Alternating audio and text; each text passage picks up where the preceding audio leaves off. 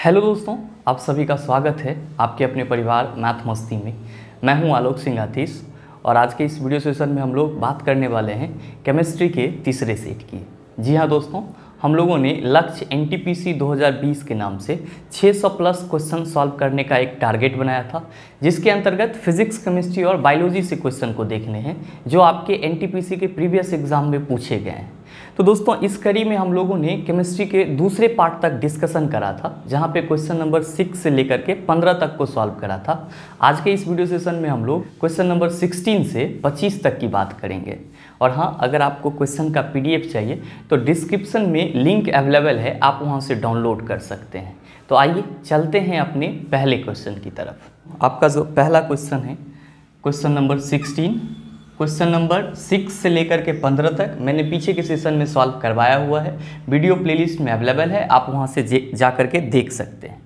आपका जो आज का है क्वेश्चन नंबर 16 क्या कह रहा है आपसे कह रहा है कि निम्नलिखित में से भिन्न को चुने। आपका ऑप्शन दिया हुआ है एल्युमिनियम का, फिर आपका ऑप्शन दिया हुआ है लोहा का, ठीक है, फिर आपका दिया हुआ है तांबा और फिर है आपका पीतल।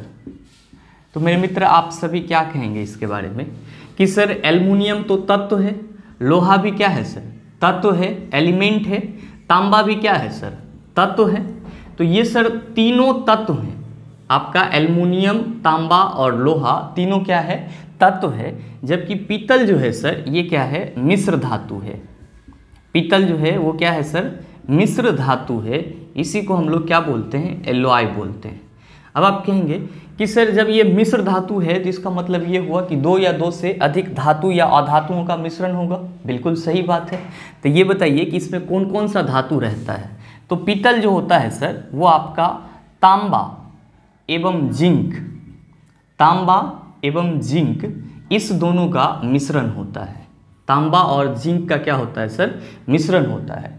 तो आपसे जो क्वेश्चन पूछा है कि निम्नलिखित में से भिन्न को चुने, तो भिन्न कौन सा होगा, तो आप कहेंगे सर ऑप्शन नंबर डी हो जाएगा। क्यों हो जाएगा सर, क्योंकि बाकी के जो तीन ऑप्शन हैं एल्युमिनियम, लोहा और तांबा, ये तीनों क्या हैं, तत्व हैं, जबकि पीतल जो है वो क्या है, मिश्र धातु है। तो आपके इस क्वेश्चन का सही आंसर ऑप्शन नंबर डी, मिश्र धातु तत्व से क्या होते हैं, भिन्न होते हैं, अलग होते हैं। अच्छा, यहाँ पे आपसे एक और सवाल बन पड़ता है इस पॉइंट से। आपसे कभी कभी ये क्वेश्चन पूछ दिया जाता है कि निम्नलिखित में से तांबा एवं जिंक का मिश्र धातु कौन सा है, तो आप क्या कहेंगे, पीतल है। या कभी ये पूछ देता है कि निम्नलिखित में से पीतल किसका मिश्र धातु है, तो तांबा एवं जिंक का। या ये पूछ दे कि तांबा एवं जिंक का निम्नलिखित में से मिश्र धातु कौन सा है, तो आप क्या कहेंगे, पीतल कहेंगे। तो ये आपका एक इंपॉर्टेंट पॉइंट हो जाता है एग्जाम दृष्टिकोण से, इसको ध्यान में रखेंगे। चलते हैं अगले क्वेश्चन की तरफ। आपका जो अगला क्वेश्चन है क्वेश्चन नंबर 17, क्या पूछा है आपसे, क्वेश्चन आपसे पूछा है कि निम्न में से विषम को चुने, ओड को चुने, इसमें कौन सा है जो तीनों से अलग है। तो आप देखिए कि आपका ऑप्शन दिया हुआ है पहला पारा, दूसरा आपका ऑप्शन दिया हुआ है पारद या क्विक सिल्वर, पारद या क्विक सिल्वर, और तीसरा आपका ऑप्शन दिया हुआ है हाइड्राजीरम, और चौथा आपका ऑप्शन दिया हुआ है ब्रोमोस। और कह रहा है कि इसमें से अलग कौन सा होगा ये बताना है, विषम कौन सा है। तो आप देखिए, पारा हम लोग किसको बोलते हैं, मरकरी को, सिंबल क्या होता है सर, Hg होता है। पारद या क्विक सिल्वर हम लोग किसको बोलते हैं, तो हम लोग कहते हैं सर मरकरी को ही पारद या क्विक सिल्वर बोला जाता है। और मरकरी का जो लैटिन नेम होता है वो क्या होता है, हाइड्राजीरम होता है। हम लोग इसको इंग्लिश में ऐसे लिखते हैं ना, हाइड्राजीरम। और हम लोग कहते हैं कि मरकरी का जो ये सिंबल है या पारा का जो लैटिन नेम होता है वो क्या होता है, हाइड्राजीरम होता है। तो आप एक तरह से देख सकते हैं कि आपका option number A, option number B और ऑप्शन नंबर सी कहीं ना कहीं किससे संबंधित है, तो पारा से संबंधित है, मरकरी से संबंधित है। किससे संबंधित है सर, पारा से संबंधित है, मरकरी से संबंधित है। जबकि आपका जो ऑप्शन डी है ये मरकरी से संबंधित नहीं है। मतलब क्या कि इन तीनों में सबसे अलग कौन है, ब्रोमोस। तब आप कहेंगे कि सर ब्रोमोस क्या होगा, तो सर ब्रोमोस जो है ये क्या है, ब्रोमीन का ग्रीक वर्ड है, ब्रोमीन का ग्रीक वर्ड, ठीक है सर। तो आप कहेंगे कि सर ये ब्रोमीन का ग्रीक वर्ड नहीं समझे। इसका मतलब ये हुआ कि आपका जो ये ब्रोमीन है जिसको आप Br कहते हो, ये कौन से ग्रीक वर्ड से आया है सर? तो ब्रोमोस से आया है। किससे आया है सर? ब्रोमोस से। तो इस चीज को ध्यान में रखेंगे कि ब्रोमीन जो है वो ग्रीक वर्ड ब्रोमोस से आया है। कहाँ से आया है? ब्रोमोस से। तो आपका जो क्वेश्चन पूछा है कि निम्न में से विषम चुने, तो क्या हो जाएगा? ऑप्शन नंबर डी हो जाएगा। ब्रोमोस आपका क्या है? विषम है, जबकि बाकी के जो 3 ऑप्शन हैं ये तीनों पारे से संबंधित हैं। एक पारा ऐसे ही दे दिया है आपको, और दूसरा पारा दिया क्विक सिल्वर, हम लोग पारा को ही बोलते हैं, और हाइड्रोजीनियम जो है वो पारा का लैटिन नेम है, जबकि ब्रोमीन जो है उसका वो किस वर्ड से आया है? तो ब्रोमोस वर्ड से आया है।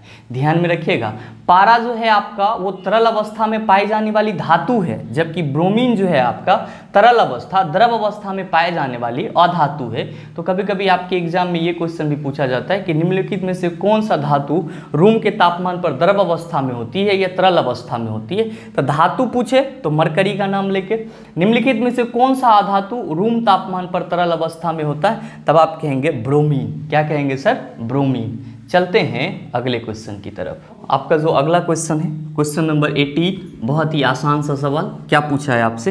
क्विक सिल्वर किसे कहते हैं? अभी जस्ट मैंने आपको बताया कि क्विक सिल्वर या पारद हम लोग किसको बोलते हैं? तो पारा को बोलते हैं। तो आपकी इस क्वेश्चन का सही आंसर क्या हो जाएगा? ऑप्शन नंबर बी हो जाएगा, जो मरकरी लिखा हुआ है, क्योंकि मरकरी को नहीं हम लोग क्या बोलते हैं सर? पारा बोलते हैं। मरकरी को ही क्या बोलते हैं? पारा बोलते हैं।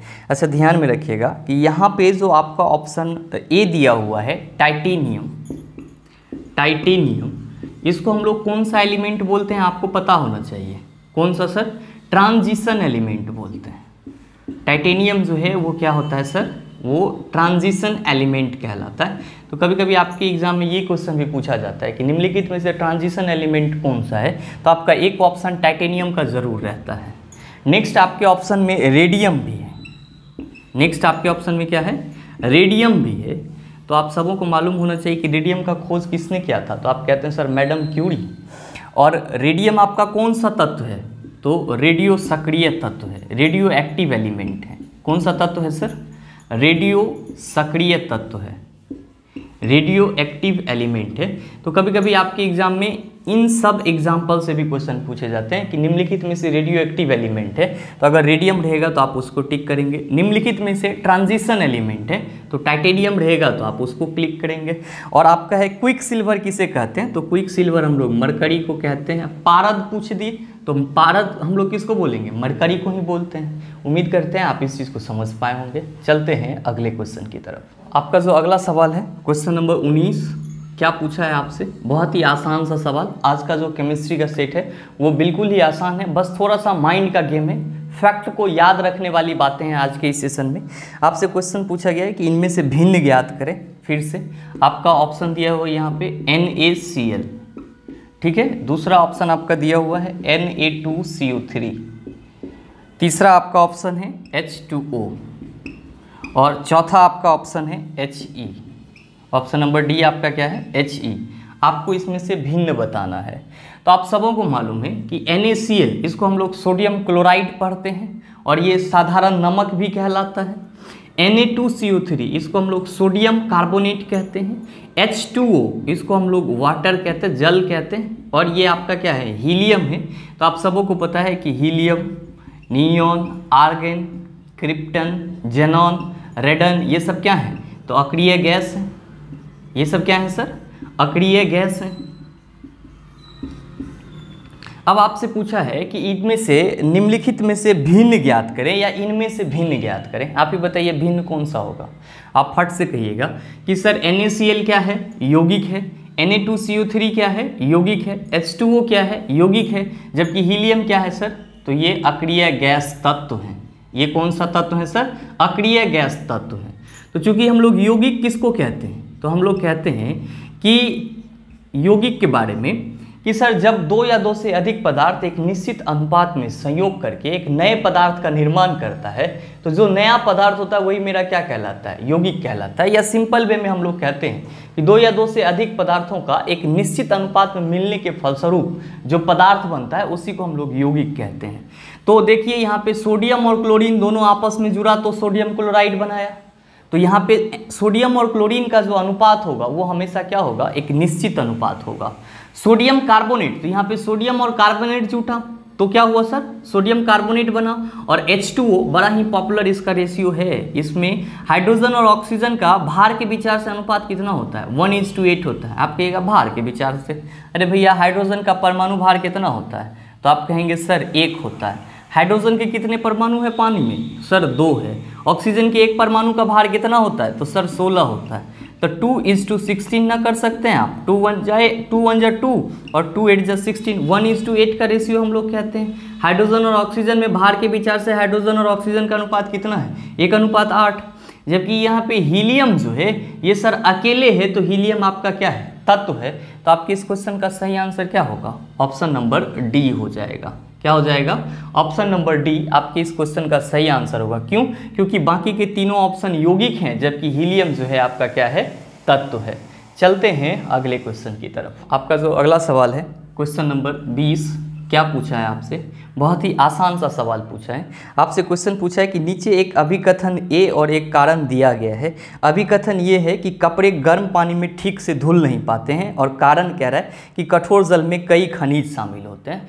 थोड़ा सा इस चीज़ को आप समझ लीजिए, और हाँ ये चीज़ भी आप ध्यान में रखेंगे कि स्टेटमेंट और कंक्लूजन, इस दो चीज़ से आपके एग्जाम में क्वेश्चन पूछे जाते हैं। साइंस के पृष्ठभूमि से अगर आप देखें तो आपको जहाँ कहीं भी इस टाइप के क्वेश्चन मिलेंगे उसको आप सॉल्व करने का प्रयास जरूर कीजिएगा। हाँ, अगर हमको सेट में मिल रहा है क्वेश्चन तो मैं सॉल्व करवाने का प्रयास जरूर करूँगा। आपसे जो क्वेश्चन कहा गया है, क्वेश्चन में जो स्टेटमेंट है वो क्या कह रहा है कि कपड़े गर्म पानी में ठीक से धुल नहीं पाते हैं, तो कारण क्या होगा, तो आप कहेंगे सर गर्म पानी में कपड़ा सिकुड़ जाता है इसीलिए ठीक से धुल नहीं पाता है। तो मेन रीज़न क्या होगा, जो स्टेटमेंट आपका दिया हुआ है कि कपड़े गर्म पानी में ठीक से धुल नहीं पाते हैं, तो कारण ये देना चाहिए कि क्योंकि कपड़े गर्म पानी में सिकुड़ जाते हैं। तब क्या होता है सर, अभिकथन सही है, कारण भी सही है, और कारण जो है अभिकथन की व्याख्या कर रहा है। लेकिन कारण में क्या दिया है कि कठोर जल में कई खनिज शामिल होते हैं। तो ये बात सही है कि कठोर जल में कई तरह के खनिज होते हैं जो कैल्शियम कार्बोनेट और मैग्नीशियम कार्बोनेट के रूप में मेनली पाए जाते हैं। तो ये बात सही है, लेकिन क्या ये आपके स्टेटमेंट को व्याख्या कर रहा है कि गर्म पानी में कपड़े क्यों नहीं धुल पाते हैं? आप कहेंगे बिल्कुल नहीं कर रहा है। तो इसका मतलब ये हुआ कि सर अभिकथन भी सही है, स्टेटमेंट भी सही है और कारण भी सही है, लेकिन कारण अभिकथन की व्याख्या नहीं कर रहा है। तो आप देखिए कि आपके ऑप्शन में कहाँ पे ये ऑप्शन है, ऑप्शन नंबर डी आप देख पा रहे होंगे। यहाँ पे क्या कह रहा है कि ए और आर दोनों सही हैं और आर जो है ए की उचित व्याख्या नहीं कर रहा है। मतलब ये हुआ कि स्टेटमेंट भी सही है, कारण भी सही है, लेकिन कारण स्टेटमेंट की सही व्याख्या नहीं कर रहा। तो आपके इस क्वेश्चन का सही आंसर क्या होगा, ऑप्शन नंबर डी हो जाएगा। अच्छा, बहुत सारे बच्चे बोलते हैं कि क्वेश्चन में आप ऑप्शन टिक कर दिया करो। तो मेरे भाई, मैं यहाँ पे क्वेश्चन का जो आंसर होता है मैं यहाँ पे इसको लिख दे रहा हूँ। तो ये टिक करने से बेहतर है या खराब है, जरा सा इस पे गौर करेंगे तो आपको सारा चीज़ लिखा हुआ मिल जाएगा यहाँ पे। क्योंकि मैं प्रयास करता हूं कि आपको मिस ना हो, लेकिन आप लोग नीचे कमेंट करते हैं कि सर क्वेश्चन पे टिक कर दिया करो। क्वेश्चन बाद में लगाया जाता है, तो क्वेश्चन पे हम कैसे जाके टिक कर देंगे? तो इस चीज़ को आप ध्यान में रखेंगे। मैं यहाँ पे आंसर लिख देता हूँ। आपका इस क्वेश्चन का सही आंसर क्या हो जाएगा, ऑप्शन नंबर डी हो जाएगा। चलते हैं अगले क्वेश्चन की तरफ। आपका जो अगला क्वेश्चन है, क्वेश्चन नंबर 21, आपसे क्या पूछा है, वही स्टेटमेंट और कंक्लूजन वाला सवाल फिर से आपके सामने है। क्वेश्चन आपसे पूछा है कि पानी एक सार्वत्रिक विलायक है। अच्छा, याद रखिएगा कि जल को, जिसको हम लोग पानी बोलते हैं सर, इसको क्या बोला जाता है, यूनिवर्सल सॉल्वेंट बोला जाता है। यूनिवर्सल क्या बोला जाता है सर, सॉल्वेंट। और इसी का हिंदी क्या होता है, सार्वत्रिक विलायक होता है। सार्वत्रिक विलायक होता है। क्यों होता है सार्वत्रिक विलायक? यूनिवर्सल सॉल्वेंट पानी को क्यों बोलते हैं? क्योंकि पानी में लगभग में सारे चीज घुल जाते हैं। पानी में क्या होता है सर, लगभग में जितने भी चीज होते हैं, लगभग सारे चीज क्या हो जाते हैं, डिसॉल्व हो जाते हैं, घुल जाते हैं। इसीलिए हम लोग पानी को क्या बोलते हैं, पानी को सार्वत्रिक विलायक बोलते हैं, यूनिवर्सल सॉल्वेंट बोलते हैं। अच्छा, ध्यान में रखेंगे ये बात भी कि आप में यहाँ जो विलायक है, तो बहुत सारे बच्चे कहेंगे कि सर ये विलायक नहीं समझे, सॉल्वेंट क्या होता है। तो मेरे मित्र, आप सभी विलियन का तो नाम जरूर सुने होंगे, जिसको हम लोग इंग्लिश में सॉल्यूशन कहते हैं। तो हम लोग क्या कहते हैं, जब सर सॉल्यूशन जो होता है वो विलायक वो विलायक और विलय का मिश्रण होता है, या हम लोग कहते हैं कि सर विलयन जो है वो विलायक और विलय से बनता है। विलायक को हम लोग सॉल्वेंट कहते हैं और विलय को हम लोग सॉल्यूट कहते हैं। तो ध्यान दीजिए कि विलायक आपको बड़ा लेटर दिख रहा है, यहाँ पे बड़ा शब्द दिख रहा है, विलय आपका क्या दिख रहा है सर, छोटा दिख रहा है। तो विलयन में जो पदार्थ ज़्यादा अमाउंट में होगा उसको क्या कहेंगे, विलायक कहेंगे, और जो पदार्थ आपका कम अमाउंट में होगा उसको हम लोग क्या कहेंगे, विलय कहेंगे, सॉल्यूट कहेंगे। आप कहेंगे सर कैसे, तो सर चीनी और पानी के विलयन की हम लोग बात कर लेते हैं यहाँ पे। तो मान लीजिए कि ये आपका कोई ग्लास है, इसमें आप यहाँ तक पानी डालेंगे और इसमें फिर आप क्या डालेंगे सर, चीनी डालेंगे। तो यहाँ पे पानी क्या है सर, ज़्यादा मात्रा में है, तो पानी क्या हो जाएगा आपका, विलायक हो जाएगा।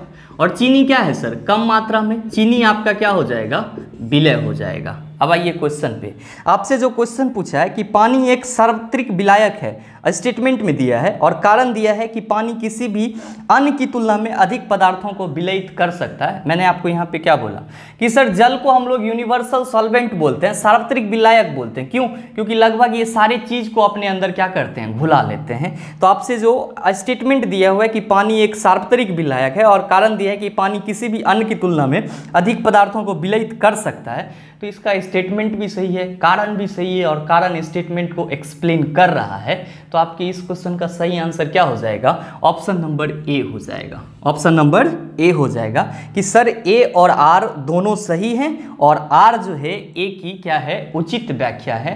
तो आप इस चीज़ को नोट डाउन कर लेंगे कि आपके इस क्वेश्चन का सही आंसर क्या होगा, ऑप्शन नंबर ए होगा। बाकी अगर सॉल्वेंट और सॉल्यूट में कंफ्यूजन हो तो बस इतना समझना है कि सॉल्वेंट क्या होता है, विलयन में ज़्यादा मात्रा में होता है, विलायक बड़ा दिख रहा है, विलय छोटा दिख रहा है। तो विलयन में जो चीज़ ज़्यादा अमाउंट में होगा उसको विलायक कहेंगे और जो चीज़ कम अमाउंट में होगा उसको विलय कहेंगे। जैसे चीनी पानी में यहाँ पे देखें, पानी ज़्यादा था तो यहाँ पे पानी विलायक हो गया, और चीनी क्या है सर, कम है। अच्छा, विलायक के बारे में एक और चीज़ कहते हैं कि जिसमें किसी चीज़ को घुलाया जाता है उसको क्या कहते हैं, विलायक कहते हैं, और जिस चीज़ को घुलाया जाता है उसको क्या कहते हैं, विलय कहते हैं। खैर ये तो आपका एक छोटा सा बात है, आप सभी को मालूम होगा ये चीज़। चलते हैं अगले क्वेश्चन की तरफ। आपका जो अगला क्वेश्चन है, क्वेश्चन नंबर 22, आपसे क्या पूछा है, ये भी आपका स्टेटमेंट और रीजन वाला क्वेश्चन पूछा है कि नीचे एक अभिकथन और एक कारण दिया गया है। अभिकथन है जल जीवन के लिए आवश्यक है। आप सभी को पता है कि वाटर कितना ज़रूरी है हम लोगों के लिए, पानी के बिना कुछ हो सकता है, कुछ नहीं हो सकता है। अब है कि कारण, यह 3 भाग हाइड्रोजन और 1 भाग ऑक्सीजन से मिलकर बना होता है। ये तो बड़ा गलत बात है, क्योंकि पानी की जब हम लोग बात करते हैं तो सर कहते हैं इसका फॉर्मूला क्या होता है, H2O होता है। क्या होता है, H2O होता है। अब हम कहते हैं कि सर जल में हाइड्रोजन और ऑक्सीजन के परमाणु का जो अनुपात होता है, हाइड्रोजन और ऑक्सीजन के परमाणु का जो अनुपात होता है वो कितना होता है सर। तो आप कहेंगे सर यहाँ पे हाइड्रोजन के 2 परमाणु हैं और ऑक्सीजन के 1 परमाणु है, तो वाटर में, पानी में हाइड्रोजन और ऑक्सीजन के परमाणु का अनुपात क्या होगा, तो 2:1 ध्यान में रखिएगा। हाइड्रोजन के 2 परमाणु हैं और ऑक्सीजन के 1 परमाणु है, तो हम लोग कहते हैं कि जल में 2 भाग हाइड्रोजन होता है। जल में क्या होता है सर, 2 भाग हाइड्रोजन और 1 भाग क्या होता है, ऑक्सीजन होता है। परमाणु के दृष्टिकोण से यहाँ पे ध्यान रखिएगा, जब आपसे पूछ दे कि भार के विचार से, किसके विचार से सर, भार के विचार से हाइड्रोजन और ऑक्सीजन का अनुपात क्या होता है, किसमें, जल में। किसमें सर, जल में। भाई एकरे पानी भी कहते हैं, तो बहुत सारा कमेंटो कर देता है, आप तो जल बताए पानी ना बताए। तो भार के विचार से हमको कैसे अनुपात निकलेगा, तो आपको पता है कि हाइड्रोजन का परमाणु द्रव्यमान कितना होता है, 1 होता है, और यहाँ पे हाइड्रोजन के कितने परमाणु हैं, 2, तो 1 × 2। भार के विचार से अनुपात निकालना है, तो ऑक्सीजन के 1 परमाणु का भार कितना होता है, 16। तो देखिए 2:16, इसको कट करते हैं तो 2 1 जा 2 और 2 8 जा 16, मतलब भार के विचार से जल में हाइड्रोजन और ऑक्सीजन का अनुपात कितना होगा, 1:8 होगा। जबकि आपका जो क्वेश्चन दिया है कि अभिकथन में दिया है जल जीवन के लिए आवश्यक है, बिल्कुल आवश्यक है, लेकिन जो कारण दिया है कि यह 3 भाग हाइड्रोजन का और 1 भाग ऑक्सीजन से मिलकर बना होता है, ये बिल्कुल ही गलत है। तो सर आपके इस क्वेश्चन का सही आंसर क्या हो जाएगा, तो आप क्या कहेंगे सर कि इस क्वेश्चन का जो सही आंसर हो जाएगा वो कि अभिकथन सही है लेकिन कारण क्या है सर, गलत है। तो आपके इस क्वेश्चन का सही आंसर ऑप्शन नंबर डी हो जाएगा। क्या हो जाएगा? ऑप्शन नंबर डी हो जाएगा। क्या कि जल तो जीवन के लिए आवश्यक है, लेकिन जो कारण दे रहा है वो उसकी उचित एक्सप्लेनेशन नहीं है। जल जीवन के लिए आवश्यक है और यहाँ पे ये लिखा हुआ रहता है कि जल में हाइड्रोजन और ऑक्सीजन के परमाणु का अनुपात 2:1 होता है, या ये लिखा रहता है कि जल में 2 भाग हाइड्रोजन और 1 भाग ऑक्सीजन होते हैं, या फिर ये कारण दिया हुआ रहता है कि जल में भार के विचार से हाइड्रोजन और ऑक्सीजन का अनुपात 1:8 होता है। तब हम लोग कहते हैं कि हाँ सर, जल जीवन के लिए आवश्यक है और उसमें हाइड्रोजन और ऑक्सीजन का अनुपात ये है या फिर ये है। तो आपके इस क्वेश्चन का सही आंसर क्या होगा सर? ऑप्शन नंबर डी हो जाएगा कि स्टेटमेंट सही है लेकिन कारण क्या है आपका? गलत है। यहाँ पे मैंने ऑप्शन डी लिख दिया है, आप लोग इसको नोट डाउन कर लेंगे, नहीं तो फिर आप ही कमेंट करते हैं कि हमको तो आंसर पता ही नहीं चला। चलते हैं अगले क्वेश्चन की तरफ। आपका जो अगला सवाल है क्वेश्चन नंबर 23 आपसे क्या पूछ रहा है? बहुत ही आसान सा सवाल, हालांकि ये भी आपके कंक्लूजन और रीजन का ही सवाल है, मतलब स्टेटमेंट और रीजन का ही सवाल है। अभिकथन आपसे क्या कहा जा रहा है क्वेश्चन में कि वर्षा जल संचयन मिट्टी के क्षरण को कम करता है। क्या कह रहा है कि वर्षा जल को जो हम लोग स्टोर करते हैं तो वो मिट्टी के क्षरण को कम करता है। मिट्टी के क्षरण का मतलब ये हुआ कि मिट्टी का एक जगह से दूसरे जगह चला जाना। जब बारिश होती है तो पानी के तेज बहाव के साथ मिट्टी भी क्या होता है? उसके साथ चला जाता है। अगर हम उस पानी के तेज बहाव को क्या कर दें? रोक दें, तो आपका जो मिट्टी उस पानी के साथ बह रहा है वो क्या होगा? वो भी रुक जाएगा। तो हम लोग कह सकते हैं सर कि वर्षा जल संचयन जो है वो मिट्टी के क्षरण को क्या करता है? कम करता है। और आपका जो कारण दिया हुआ है वो ये दिया हुआ है कि जल के संरक्षण के लिए वर्षा जल संचयन महत्वपूर्ण नहीं है। कह रहा है कि जल के संरक्षण के लिए, वाटर कंजर्वेशन के लिए वर्षा जल का संचयन महत्वपूर्ण नहीं है। ये कारण बिल्कुल ही गलत है, क्योंकि जब हम लोग जल के संरक्षण की बात करते हैं तो वर्षा जल का संचयन एक बहुत ही महत्वपूर्ण फैक्टर होता है। भारत के अभी भी कुछ ऐसे राज्य हैं जहां पे वर्षा जल को संचयित करके ही सालों भर पानी का उपयोग किया जाता है। लेकिन आपका कारण यहाँ पे क्या कह रहा है कि जल के संरक्षण के लिए वर्षा जल का संचयन महत्वपूर्ण नहीं है। तो आपका ये कारण पूरी तरह से निराधार है और गलत है। तो आप क्या कह सकते हैं कि सर स्टेटमेंट तो सही है, अभिकथन तो सही है, लेकिन कारण जो है वो पूरी तरह से क्या है? गलत है। तो आपके इस क्वेश्चन का सही आंसर क्या होगा? आप कहेंगे सर ऑप्शन नंबर सी हो जाएगा। क्या हो जाएगा? ऑप्शन नंबर सी हो जाएगा। काहे सर? क्योंकि स्टेटमेंट जो है वो सही है, लेकिन स्टेटमेंट का व्याख्या कारण नहीं कर रहा है, जबकि कारण तो सर पूरी तरह से गलत है। तो उम्मीद करते हैं आप इस चीज़ को समझ पाए होंगे। चलते हैं अगले क्वेश्चन की तरफ। आपका जो अगला सवाल है क्वेश्चन नंबर 24 क्या पूछा है आपसे? आपसे क्वेश्चन पूछा है कि किस रासायनिक अभिक्रिया में भिन्न यौगिक बनाने के लिए 2 यौगिक के बीच बॉन्ड या आयनों का विनिमय होता है। नीचे जो आपका अभिक्रिया का प्रकार दिया हुआ है, प्रतिस्थापन अभिक्रिया, दोहरी विस्थापन अभिक्रिया, रेडॉक्स प्रतिक्रिया, प्रत्यक्ष संयोजन अभिक्रिया, इसमें से कौन सी ऐसी अभिक्रिया है जिसमें क्या कह रहा है कि भिन्न यौगिक बनाने के लिए बॉन्ड या फिर आयनों का विनिमय होता है? दोस्तों, इस टाइप के क्वेश्चन को करने के लिए आपको केमिकल रिएक्शन के जो भी टाइप हैं उसको समझना बहुत ही ज़रूरी है। तो ये आप घर में आज प्रैक्टिस कर लेंगे कि केमिकल रिएक्शन के जो कुछ भी टाइप मिलेंगे उसको आप एक बार सरसरी निगाह से देख लेंगे, ताकि जो पीछे का बात है वो आपको रिवाइज हो जाए। ऐसे मैं आपको बता दूं कि यहाँ पे जो प्रतिस्थापन अभिक्रिया की बात करा गया है, प्रतिस्थापन अभिक्रिया की जो बात करा गया है, इसको हम लोग क्या कहते हैं सर? इसी को हम लोग विस्थापन अभिक्रिया भी कहते हैं, और इंग्लिश में डिस्प्लेसमेंट रिएक्शन कहते हैं या सब्स्टिट्यूशनल रिएक्शन कहते हैं। तो प्रतिस्थापन अभिक्रिया में क्या होता है या विस्थापन अभिक्रिया में क्या होता है कि जो ताकतवर धातु या अधातु होते हैं, या हम लोग सिंपल कहते हैं कि सर जो ताकतवर, जो मोर रिएक्टिव धातु होता है वो अपने से लेस रिएक्टिव धातु को क्या करता है? हटा देता है, विस्थापित कर देता है, और इस अभिक्रिया को हम लोग विस्थापन अभिक्रिया कहते हैं। आप कहेंगे कैसे? तो देखिए कि आप जब जिंक का अभिक्रिया किसके साथ करवाते हैं? H2SO4 के साथ करवाते हैं। तो इस H2SO4 में जिंक क्या करता है? हाइड्रोजन को विस्थापित कर देता है और क्या बना लेता है सर? ZnSO4 जिंक सल्फेट बना लेता है और H2 gas, hydrogen gas release करता है। तो यहाँ पे आप देख रहे हैं कि हाइड्रोजन सल्फेट से हाइड्रोजन को कौन विस्थापित कर रहा है? तो जिंक विस्थापित कर दे रहा है। मतलब जिंक क्या है आपका? हाइड्रोजन से ज्यादा रिएक्टिव है। अच्छा, डबल डिस्प्लेसमेंट रिएक्शन, या हम लोग ये जो आपका ऑप्शन नंबर बी दिया हुआ है, दोहरी विस्थापन अभिक्रिया किसको कहते हैं? तो हम लोग कहते हैं कि सर ऐसा विस्थापन अभिक्रिया जिसमें आयन या बॉन्ड का क्या हो? विनिमय हो। आप कहेंगे सर कैसे हो जाता है ये? तो आप देखिए कि दोहरी विस्थापन अभिक्रिया का एग्जाम्पल, सबसे बेस्ट एग्जाम्पल एग्जाम्पल आप दे सकते हैं HCl plus NaOH। HCl plus NaOH जब एक दूसरे के साथ अभिक्रिया करता है तो एक नया यौगिक बनाता है। क्या बनाता है सर? तो आप कहेंगे सर NaCl और वाटर बनाता है। NaCl और वाटर, जिसको हम लोग H2O कहते हैं, लवण और जल का निर्माण करता है। आप कहेंगे कि इसमें बॉन्ड का विनिमय कैसे होता है? तो मेरे मित्र, हाइड्रोजन पे प्लस चार्ज होता है, क्लोरीन पे माइनस चार्ज होता है, सोडियम पे प्लस चार्ज होता है और क्लोरीन पे क्या होता है? माइनस चार्ज होता है। तो आपका जो ये प्लस वाला है ये किसके साथ जुटेगा? माइनस वाले के साथ। हाइड्रोजन किसके साथ जुटा सर? OH के साथ। तो क्या बना लिया? H2O बना लिया। ये जो सोडियम है आपका किसके साथ जुटा? तो सर क्लोरीन के साथ। तो क्या बना लिया? NaCl बना लिया। आपसे क्वेश्चन क्या कहा जा रहा है कि किस रासायनिक अभिक्रिया में भिन्न यौगिक बनाने के लिए वो यौगिकों के बीच बॉन्ड या आयनों का विनिमय होता है। तो आप यहाँ पे क्या देख रहे हैं कि जो आपका द्विविस्थापन अभिक्रिया है या दोहरी विस्थापन अभिक्रिया है, उसमें यौगिक के निर्माण के लिए क्या होता है कि दो यौगिकों के बीच आयन या बॉन्डों का विनिमय हो रहा है, एक्सचेंज हो रहा है। तो आपसे जो क्वेश्चन पूछा है उसका आंसर क्या होगा? आप कहेंगे सर ऑप्शन नंबर बी हो जाएगा। कौन सा अभिक्रिया? तो दोहरी विस्थापन अभिक्रिया।